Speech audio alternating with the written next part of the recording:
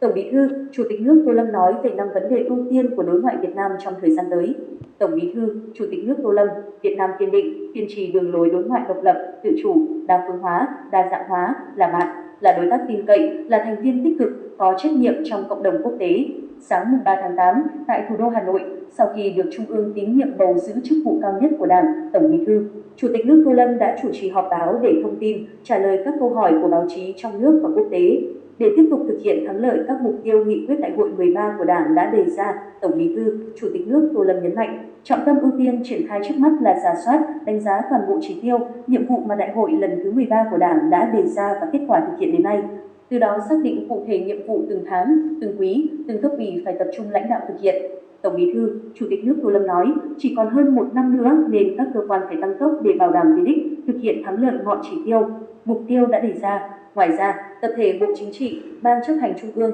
các tiểu ban văn kiện, nhân sự, kinh tế xã hội, điều lệ Đảng đang tích cực triển khai, hoàn thiện nhiệm vụ, chuẩn bị đại hội Đảng bộ các cấp tiến tới đại hội 14. Phải chuẩn bị tốt phương án nhân sự, lựa chọn bố trí những cán bộ đủ đức, đủ tài, hết lòng vì nước, vì dân, dám nghĩ, dám làm, dám nói, dám chịu trách nhiệm vì sự nghiệp chung.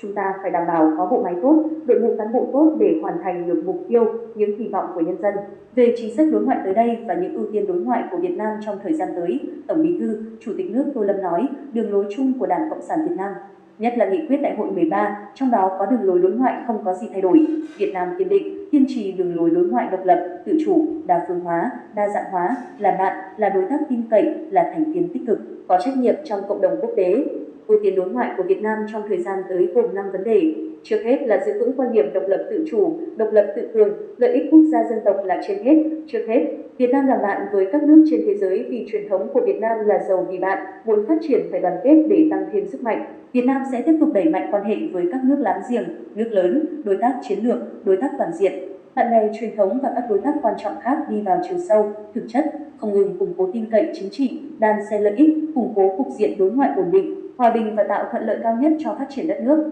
Chúng ta cũng tăng cường đóng góp trong duy trì hòa bình, ổn định ở khu vực và trên thế giới, tiếp tục nâng tầm ngoại giao đa phương, phát huy vai trò thành viên tích cực, có trách nhiệm trong cộng đồng quốc tế, thực hiện hiệu quả ngoại giao thời đại mới trên cơ sở cốt cách con người Việt Nam dĩ bất biến, ứng vạn biến, hoài hiếu, lấy trí nhân thay cường đạo. Bên cạnh đó, chúng ta cũng phát huy cao độ vai trò của đối ngoại, huy động cao nhất sức mạnh thời đại góp phần bảo vệ vững chắc Tổ quốc từ sớm, từ xa. Thực hiện thành công đường lối đổi mới, 2 mục tiêu chiến lược 100 năm dưới sự lãnh đạo của Đảng và 100 năm thành lập nước. Nền ngoại giao hiện đại sẽ được xây dựng, kết hợp chặt chẽ giữa đối ngoại Đảng, ngoại giao nhà nước và đối ngoại nhân dân, trong đó đối ngoại Đảng đóng vai trò định hướng, dẫn dắt, đối ngoại nhân dân củng cố vững chắc nền tảng dân ý.